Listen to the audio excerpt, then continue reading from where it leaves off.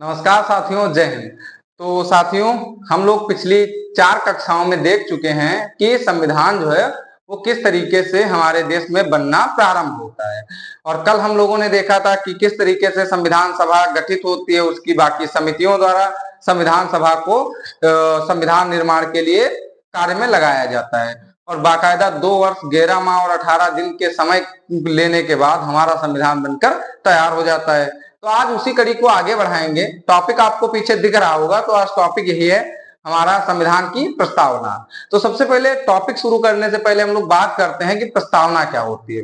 तो हमारे जो गुरुजी हैं वो हमेशा हमसे ये कहते थे कि अगर किसी बुक को पढ़ना है, जानना है लेखक के बारे में और समय नहीं है, किसी बुक के बारे में कहीं तुमको कुछ बताना है और तुम्हारे पास समय नहीं है, थोड़ा सा समय है 10, 15, 20 मिनट का भी, तो आप क्या करिए, उस किताब की पहले पेज पे जो लिखी भूमिका है उसे पढ़ लीजिए।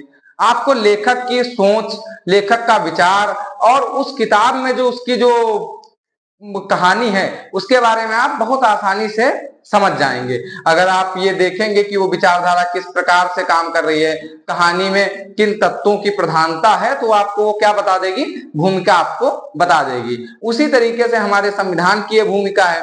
हमारे संविधान की जो भूमिका है वो हम लोगों को बताती है कि हमारा संविधान का हमारे जो शासन का स्रोत क्या होगा, हमारे संविधान का दर्शन क्या होगा, हमारे संविधान का स्वरूप कैसा होगा, ये हमें कौन बताएगा, हमारे संविधान की प्रस्तावना बताएगी। संविधान में प्रस्तावना शब्द का उल्लेख नहीं किया गया था।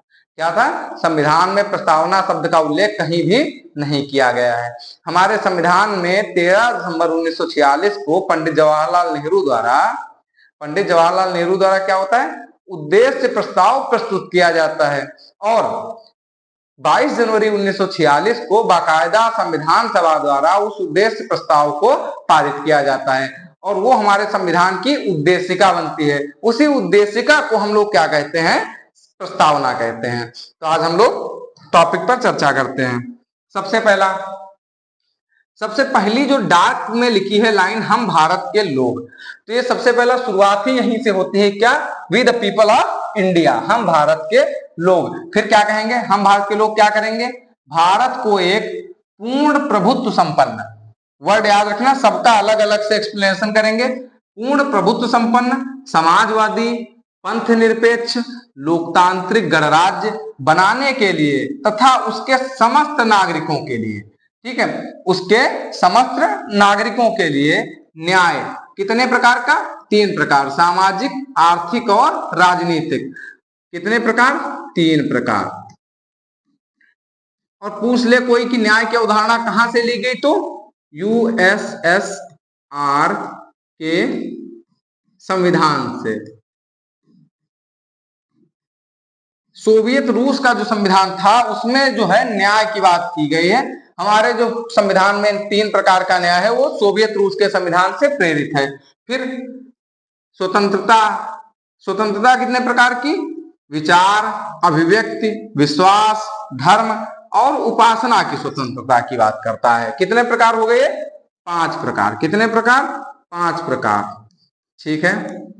उसके बाद फिर उपासना, स्वतंत्रता उपासना की, फिर समानता, समानता कैसी, स्थित और अवसर की समानता, तथा उन सब में व्यक्ति की गरिमा और राष्ट्र की एकता और अखंडता को सुनिश्चित करने वाली बंधुता होनी चाहिए, जिससे व्यक्ति की गरिमा और राष्ट्र की एकता और अखंडता सुनिश्चित हो सके। फिर क्या कहते हैं कि दृढ़ संकल्प होकर, एक दृढ़ संकल्प लेते हैं कि ऊपर वाली जो चीजें हैं उनको हम क्या करेंगे, दृढ़ संकल्प होकर अपनी इस संविधान सभा में, आज उस दिन की तारीख कौन सी है, 26 नवंबर 1949। इसी दिन हम लोग क्या मनाते हैं, कल मैंने बताया था, इसी दिन हम लोग मनाते हैं संविधान दिवस।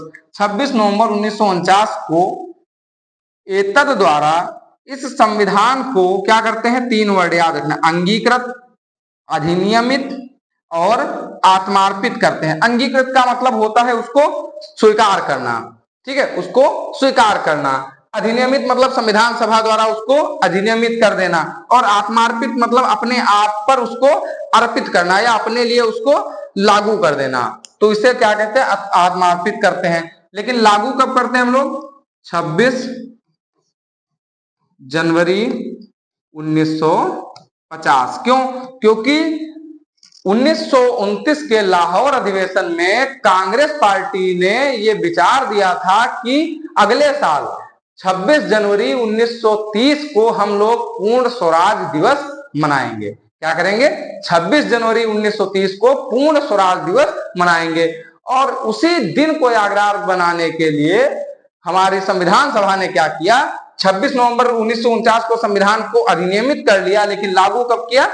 26 जनवरी 1950 को। अब हम लोग संविधान के जो प्रस्तावना है इसके एक एक शब्द का अलग अलग से करेंगे क्या? पोस्टमार्टम। जैसे प्रस्तावना क्या होती है? प्रस्तावना किसी संविधान की भूमिका होती है। क्या होती है? भूमिका होती है, मैंने पहले बता दिया। और इसको लिया किसके संविधान से गया? तो भारतीय संविधान की जो प्रस्तावना है वो यूएसए के संविधान से प्रेरित है। और एक चीज और याद रखना, दुनिया की पहली लिखित प्रस्तावना किस देश के संविधान में लगाई गई? तो यूएसए के संविधान में इसको रखा गया। तो सबसे पहली प्रस्तावना कहां पर? यूएसए के संविधान में। तो हम लोग उसी से प्रेरित हैं। और यह जो है लिखित संविधान की विशेषता है। प्रस्तावना जो है वो कभी भी अलिखित संविधान में नहीं होगी। जैसे ब्रिटेन के संविधान में आप अगर प्रस्तावना ढूंढने जाएंगे तो ब्रिटेन के संविधान में प्रस्तावना आपको नहीं मिलेगी। वो किस संविधान की विशेषता है? वो सिर्फ और सिर्फ लिखित संविधान की विशेषता है। जैसे भारत है, ऑस्ट्रेलिया है, यूएसए है, इन संविधानों में आपको प्रस्तावना देखने को मिल जाएगी। तो ऑस्ट्रेलिया शब्द का देश का नाम लिया, तो ऑस्ट्रेलिया से हम लोगों ने लिया प्रस्तावना की भाषा तथा उसकी विषय वस्तु, कि क्या विषय रहेंगे और किस तरीके की भाषा रहेगी। ये हम लोगों ने कहां से लिया? ऑस्ट्रेलिया के संविधान से लिया। ठीक है। उसके बाद ये जो डेट मैं अभी बता ही चुका हूं, 13 दिसंबर 1946 को उद्देश्य प्रस्ताव प्रस्तुत करते हैं संविधान सभा के समक्ष कौन? पंडित जवाहरलाल नेहरू। और 22 जनवरी 1946 को संविधान सभा द्वारा इसे क्या कर दिया जाता है? पारित कर दिया जाता है। इतना क्लियर होना चाहिए आप लोगों को। फिर उसके बाद भारतीय राजनीति की जन्मपत्री है। क्वेश्चन आपसे बनेगा कि किसने कहा था कि भारतीय संविधान की जो प्रस्तावना है वो भारतीय राजनीति की जन्मपत्री है, या सीधे सीधे एक वर्ड आएगा, प्रस्तावना को जन्मपत्री किसने कहा? तो किसने कहा? के.एम. मुंशी जी ने। कन्हैयालाल मणिकलाल मुंशी, ये हमारे प्रारूप समिति के एक सदस्य भी थे, जिसके अध्यक्ष कौन थे? डॉक्टर बाबा साहब भीमराव अंबेडकर जी। 7 सदस्य थे, हम लोग कल देख चुके हैं उसको। फिर एक और व्यक्ति है, अगर कोई कह दे कि प्रस्तावना संविधान की आत्मा है, यह किसने कहा था? तो ये कहा था ठाकुरदास भार्गव जी ने। किसने? ठाकुरदास भार्गव। किसने? ठाकुरदास भार्गव जी ने कहा था। ठीक है। अब हम लोग देखेंगे कि प्रस्तावना में जो शब्द दिए गए थे अलग अलग, जैसे सबसे पहला शब्द कौन सा था? हम भारत के लोग। हम भारत के लोग शब्द इंडिकेट करता है लोक प्रभुता को। किसे इंडिकेट करता है? लोक प्रभुता। मतलब शासन की जो शक्ति होगी वो किसमें निहित होगी? जनता में निहित होगी। किसमें? जनता में। हम भारत के लोग जो है वो शब्द डिनोट करता है लोक प्रभुता, मतलब जनता के शासन को। ठीक है। तो जनता के शक्ति का स्रोत जो है वो जनता होगी। ये शब्द का उल्लेख सबसे पहले, इस बात का सबसे पहले उल्लेख अगर कोई देता है तो वो देता है एक दार्शनिक, उसका नाम है जीन जैक्स रूसो। क्या नाम है? Jean Jacques Rousseau. जो जीन जैक्स रूसो जो थे, जिनके विचारों से प्रभावित होकर फ्रांस में क्रांति हो जाती है, ये वही दार्शनिक है जीन जैक्स रूसो। तो जीन जैक्स रूसो फ्रेंच भाषा में एक सेंटेंस कहते थे, वॉक्स पीपली वॉक्स गॉड। वॉक्स पीपली वॉक्स गॉड, मतलब इस जनता की वाणी ही ईश्वर की वाणी है। ये सेंटेंस कहते थे रूसो, मतलब जनता की वाणी ही ईश्वर की वाणी है। तो भारतीय संविधान में अगर तुमसे क्वेश्चन बनेगा, बहुत आसान सा क्वेश्चन, कि भारतीय संविधान में शासन की जो शक्ति का स्रोत है वो कौन है? तो वो है भारत की जनता, मतलब we the people of India. हम भारत के लोग, मतलब मैं, तुम सब, जितने भी 140-45 करोड़ हो गए हैं, वो सब क्या है? शक्ति का स्रोत है। नेक्स्ट स्लाइड पे चलते हैं। फिर अगला वर्ड जो हम लोगों ने देखा था वो था संपूर्ण प्रभुत्व संपन्न। संपूर्ण प्रभुत्व संपन्न का मतलब ये होता है कि कोई भी ऐसा देश जो अपने आंतरिक तथा बाह्य दोनों प्रकार के निर्णय पूरी स्वतंत्रता से ले सके, उसे हम लोग कहेंगे संपूर्ण प्रभुत्व संपन्न देश। भूटान को हम लोग संपूर्ण प्रभुत्व संपन्न इसलिए नहीं कह सकते क्योंकि भूटान के जो विदेशी निर्णय हैं उस पर कहीं ना कहीं भारत का थोड़ा बहुत प्रभाव रहता है। ठीक है, पाकिस्तान कहता है कि वो संपूर्ण प्रभुत्व संपन्न है, लेकिन उस पर तो बहुत लोगों का प्रभाव रहता है। चाइना, अमेरिका, वो सबके प्रभाव में ही रहता है। उनका जो साइन ही कटोरा है तो उस हिसाब से उनका सिस्टम चलता है। तो संपूर्ण प्रभुत्व संपन्न देश उसे कहते हैं जो क्या है। अच्छा हाँ, एक सेंटेंस याद रखना, अगर आपके सामने क्वेश्चन आ सकता है, अगर आप सिविल सेवा एग्जाम की तैयारी कर रहे हैं तो आपके सामने क्वेश्चन आ सकता है कि जो भारतीय संविधान में लोक प्रभुता है, लोक प्रभुता शब्द वो एक भ्रम है। एक विचारक थे केसी वियर, उन्होंने कहा था कि भारतीय संविधान में उल्लिखित लोक प्रभुता शब्द एक भ्रम है। क्या है? एक भ्रम है। वो इस बात का तर्क इससे देते थे कि भारतीय संविधान जो बना है वो जनता द्वारा नहीं बना है। किसके द्वारा बना है? वो जनता के प्रतिनिधियों द्वारा भी नहीं बना है, वो बना है शिक्षकों और वकीलों द्वारा। क्योंकि संविधान सभा के जो सदस्य थे वो ज्यादातर शिक्षक और वकील थे, तो वो लोग कहते थे कि जनता का प्रतिनिधित्व नहीं करती है संविधान सभा। लेकिन इसका तर्क जो है भारतीय दार्शनिक इस तरीके से देते हैं कि ठीक है, उस समय हम लोगों ने एक तरफ से वोटिंग नहीं करवाई थी, लेकिन 1952 के आम चुनाव जब हुए थे तो 1952 के आम चुनावों में ज्यादातर जितने भी संविधान सभा में लोग थे, जितने उस समय तक मतलब 1952 तक जीवित थे, उनमें से ज्यादातर चुनाव लड़े और अधिक से अधिक लोग जीते। उस चुनाव को जनता द्वारा चुनकर आए, इसलिए यह कहना गलत है कि उनको जनता का समर्थन प्राप्त नहीं था। ठीक है, फिर अपने पॉइंट पर आते हैं। कहता है संपूर्ण प्रभुत्व संपन्न। अगर आप सिविल सेवा एग्जाम की तैयारी करते हैं तो फिर से वही सेम बात, आपके सामने क्वेश्चन आ सकता है कि आधुनिक वैश्वीकरण के दौर में जब WHO, UNEP, UNCCD या इस तरीके की जो संस्थाएं हैं, इनके प्रभावशाली युग में लोक प्रभुता जो है संपूर्ण प्रभुत्व संपन्न जो वर्ड है ये क्या है? भ्रम है। क्या है? एक भ्रम है। क्यों? क्योंकि आप किसके प्रभाव में रहते हैं? आप ये चीज देखिए, आप किसके प्रभाव में रहते हैं? आप स्वास्थ्य संबंधित कोई भी निर्णय इस तरीके से नहीं ले सकते हैं कि WHO के मानकों का उल्लंघन हो। तो बात तो सही वो कह रहे हैं, आप पर्यावरण से निर्णय जो है वो UNEP के तहत ही लेंगे। लेकिन इस पर जो ये संगठन है, ये तर्क जो इसके विपक्ष का जो तर्क है, वो संगठन ये है कि जो संगठन है इनके पर जो देश है वो बाध्यकारी नहीं है। ये देशों पर बाध्यकारी नहीं है, मतलब देश अगर जिद पे आ जाए कि हम ऐसा करेंगे ही तो कर सकते हैं। ये देश इसलिए कर रहे हैं, उन संगठनों की बातों को लागू इसलिए करते हैं क्योंकि ये आवश्यक है। ठीक है, उसी प्रकार एक सेंटेंस आता है कि भारत लोकप्रभु नहीं है क्योंकि भारत कॉमनवेल्थ का सदस्य है। भाई कॉमनवेल्थ का सदस्य भारत अपनी मर्जी से है। मई 1949 में भारत ने कॉमनवेल्थ की सदस्यता ग्रहण की। तो कॉमनवेल्थ की सदस्यता जो है वो किसी के दबाव में थोड़ी ना ग्रहण की कि ब्रिटेन अगर कह रहा है कि कॉमनवेल्थ की सदस्यता मतलब तुम रहो, तुम हमारे गुलाम थे इसीलिए तुम कॉमनवेल्थ के सदस्य रहो, तो ये कोई बात तो नहीं हुई।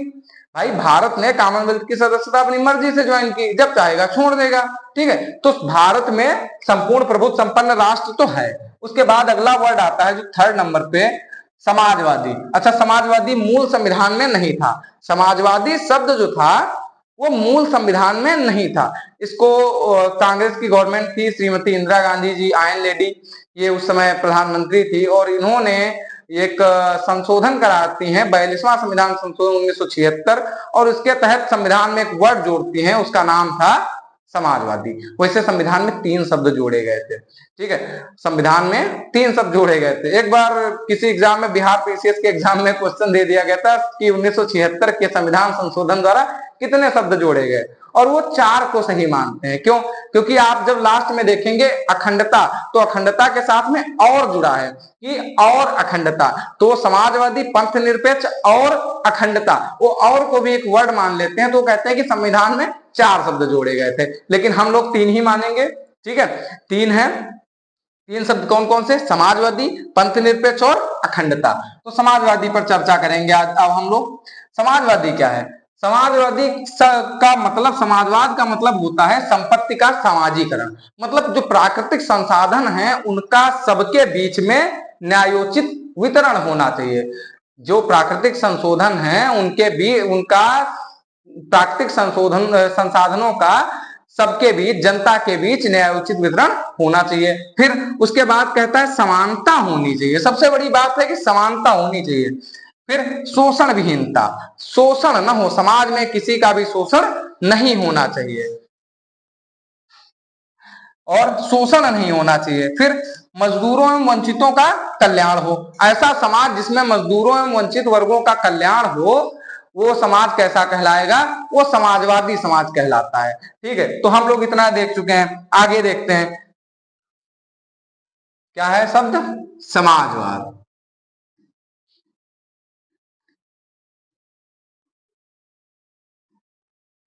समाजवाद के दो स्वरूप देखने को मिलते हैं। एक को हम लोग कहते हैं साम्यवाद। क्या कहेंगे? साम्यवाद। साम्यवाद कहें या फिर मार्क्सवाद।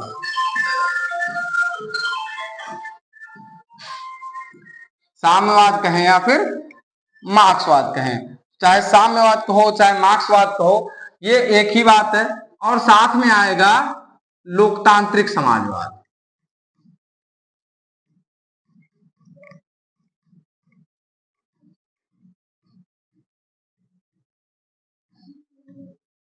अच्छा, अब इनमें दोनों में सबसे पहले समानता समझ लो। तो समानता इन दोनों में यही है कि दोनों का उद्देश्य सेम है, चाहे साम्यवाद हो चाहे लोकतांत्रिक समाजवाद हो, दोनों का उद्देश्य यही है। जितना भी यहाँ पे हम लोगों ने लिखा था, इन दोनों का उद्देश्य यही है। बस अंतर काहे में आता है? इन दोनों में जो मूलभूत अंतर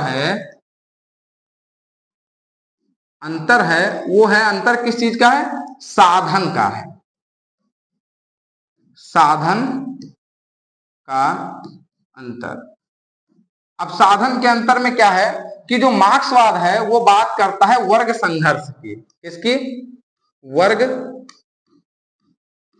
संघर्ष की। और जो लोकतांत्रिक समाजवाद है वो बात करता है वर्ग समन्वय की। अभी समझाएंगे दोनों चीजें।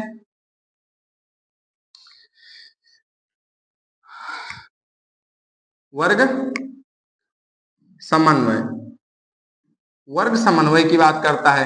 वर्ग संघर्ष और वर्ग समन्वय की बात होती है। अब समझो कैसे। देखो, वर्ग संघर्ष ये कि मार्क्सवाद कहता है कि संसाधनों का न्यायोचित वितरण हो, समानता हो, लेकिन कैसे? जितने भी अमीरों के पास संपत्ति है, वंचित वर्गों को चाहिए कि उनको मारे पीटे, उनसे संपत्ति छीने और आपस में बांट लें। इसी को एक वर्ड में कहा था कि बुर्जवा, बुर्जवा मतलब श्रेष्ठ वर्ग, बुर्जवा के खिलाफ सर्वहारा जो करे वो क्रांति कर दे। क्या कर दे? बुर्जवा के खिलाफ सर्वहारा वर्ग क्या करे? क्रांति कर दे। ये क्या कहलाएगा? मार्क्सवाद का वर्ग संघर्ष। और हमारा जो लोकतांत्रिक समाजवाद है, इसमें वर्ग समन्वय की बात करता है। इसमें कहता है कि ठीक है, वर्ग संघर्ष ना हो, पर आसानी से क्या करें? आपस में संसाधनों को बड़े से छोटी की ओर वितरण किया जाए। सबको अवसर की समानता दी जाएगी तो सारे लोग बड़े हो जाएंगे। ये बात करता कौन है? लोकतंत्र। ठीक है, इनका जो मेन बल होता है, मेन मतलब जो इनका हथियार होता है वो क्या है? बल है। बल है और क्या? हिंसा। हिंसा, ये क्या है? इनके शस्त्र हैं। इनके जो शस्त्र हैं वो क्या है? बल और हिंसा। इनका जो शस्त्र है, इनका जो शस्त्र है वो है चुनाव। सॉरी, चुनाव। क्या है? इनका जो शस्त्र है वो क्या है? चुनाव है। कि ये क्या किस बात पर बात करते हैं? वो कहते हैं इलेक्शन होना चाहिए, सरकारें बने, सरकारें जनता को प्रत्यक्ष या अप्रत्यक्ष रूप से लाभ पहुंचाएं। तो मुझे लगता है आप लोग समझ गए होंगे समाजवाद क्या होता है। मार्क्सवाद, इसी को लेनिनवाद भी कहते हैं, इसी को माओवाद भी कहते हैं। इसके अलग अलग नाम है, थोड़ा बहुत रूप चेंज होता है, बहुत ज्यादा अंतर नहीं है। ठीक है, अब हम लोग अगले शब्द पे आएंगे। अगला शब्द क्या होना चाहिए हमारा? हम प्रस्तावना से पूछ लेंगे अपनी। तो हम लोगों ने देख लिया, हम भारत के लोग सब संपूर्ण प्रभुत्व संपन्न देख लिया, समाजवादी देख लिया। अब हम लोग देखेंगे पंथ निरपेक्ष। क्या देखेंगे? पंथ निरपेक्षता। पंथ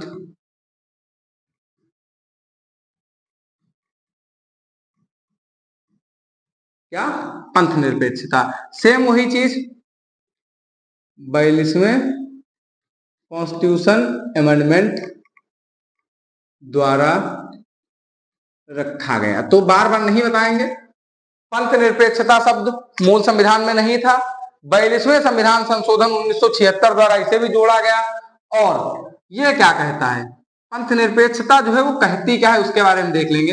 ये कहती है राज्य का कोई धर्म नहीं होगा, राज्य का कोई धर्म नहीं होगा। ठीक है, एक तो ये। दूसरा कहता है धर्म के आधार पर भेदभाव नहीं होगा। क्या नहीं होगा? भेदभाव नहीं होगा।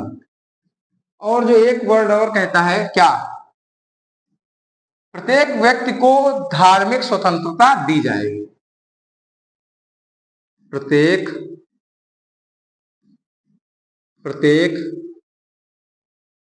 धर्म के लिए राज्य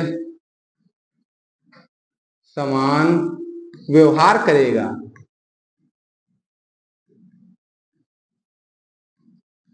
अब इसको भी हम थोड़ा समझेंगे हम लोग। अच्छा, भारत का जो पंथ निरपेक्षता है और जो यूरोप की पंथ निरपेक्षता है उसमें बहुत बड़ा अंतर है।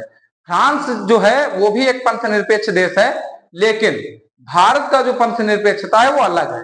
फ्रांस जो कहता है वो कहता है कि राज्य का धर्म से कोई मतलब नहीं, जो धर्म है वो अपने आप से काम चलाए, राज्य उसमें ना तो हस्तक्षेप करेगा, ना उनका सहयोग करेगा, ना उनमें बीच बराव करेगा, धर्म जो मनाए करे, पर राज्य के संविधान का उल्लंघन न करे, राज्य की मतलब जो है गरिमा का उल्लंघन न करे, बाकी अपने काम से काम रखे, राज्य का धर्म से कोई संबंध नहीं है। मतलब यूरोप में जो धर्म है वो राज्य से अलग है, लेकिन भारत में ऐसा नहीं है। भारत का जो पंथ निरपेक्ष है वो कहता है कि राज्य का कोई धर्म नहीं होगा, लेकिन राज्य जो है वो प्रत्येक धर्म के साथ समानता का व्यवहार करेगा। मतलब राज्य के लिए सारे धर्म एक समान होंगे। इसका मतलब यह है कि राज्य जो है वो धर्म से अलग नहीं है।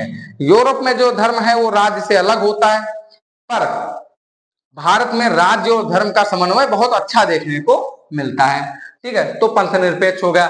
फिर इसके बाद अगला वर्ड आएगा, नेक्स्ट ही स्लाइड पे चलेंगे, लोकतंत्रात्मक।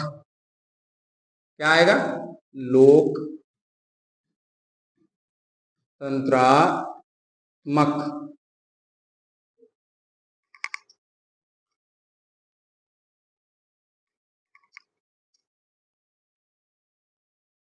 क्या है शब्द? लोकतंत्रात्मक। ये वर्ड मूल संविधान में था, अलग से नहीं जोड़ा गया। लोकतंत्रात्मक का मतलब यह है कि जनता का शासन हो। क्या हो? लोकतंत्रात्मक का सीधे शब्द है जनता का शासन। इसी को लेकर एक कथन होता है कि एक कथन आप लोगों को याद होगा, जनता का जनता के द्वारा, जनता के द्वारा और जनता के लिए शासन, जनता के लिए शासन। तो जो ये वर्ड है जनता का, जनता के द्वारा, जनता के लिए शासन, ये आप लोगों को लगता होगा ये जो नारा है वो किसने दिया था? आप लोग अभी कहेंगे अब्राहम लिंकन ने, लेकिन ऐसा नहीं है। ये नारा जो था वो दिया था यूनान के एक दार्शनिक क्लियोन ने। तो ये नारा किसने दिया था? क्लियोन। कौन थे? क्लियोन। क्लियोन जो थे वो एक थे दार्शनिक। कहाँ के थे? दार्शनिक। दार्शनिक कहाँ के थे? यूनान के। ठीक है, उन्होंने ये नारा दिया था, लेकिन इसको प्रसिद्धि किसने दिलाई?